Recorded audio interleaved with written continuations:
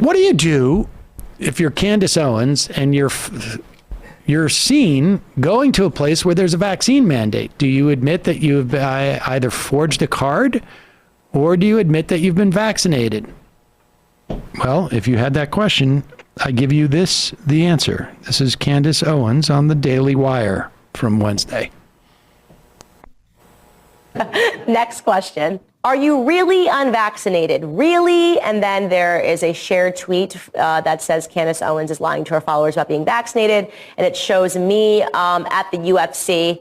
And it's, I guess, planning for your event. Oh, the Madison Square Garden website, which says that you've had at least one dose of the COVID-19 vaccine prior to attending.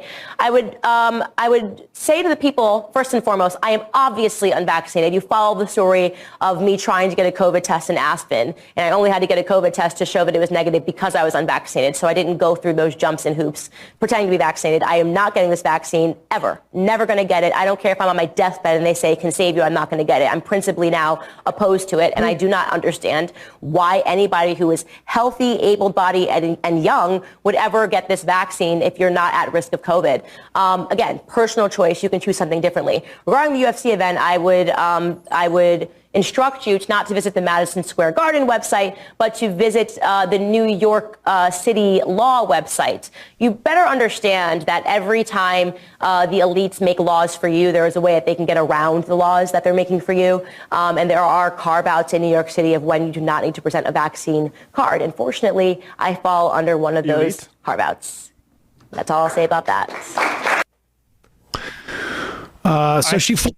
Is that like traveling exception maybe that would cost it? But either way, I mean, she's saying I'm an elite that gets to be above this stuff. Like, exactly. Okay, good for you.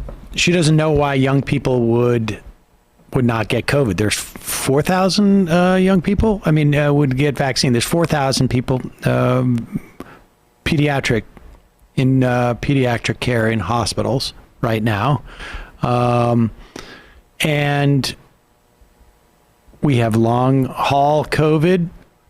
She doesn't know. Apparently she doesn't realize. But she also says, even if I was on my deathbed and they told me it could save me, I wouldn't get the vaccine. I wonder if there's other things that she would, if she feels like that she wouldn't take. Like, are there other medications that she refuses to take even if it would save her life?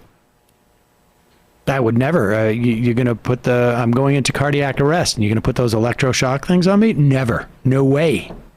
Forget it. It's just such a bizarre death cult. It really is nuts. Yeah. But it's also business, I guess. Yeah, and Candace, I mean, that's her thing, is she follows the logic of like what a lot of these folks are sort of implying. It's just, I'm not going to get a shot, even if I know that it's going to hurt me.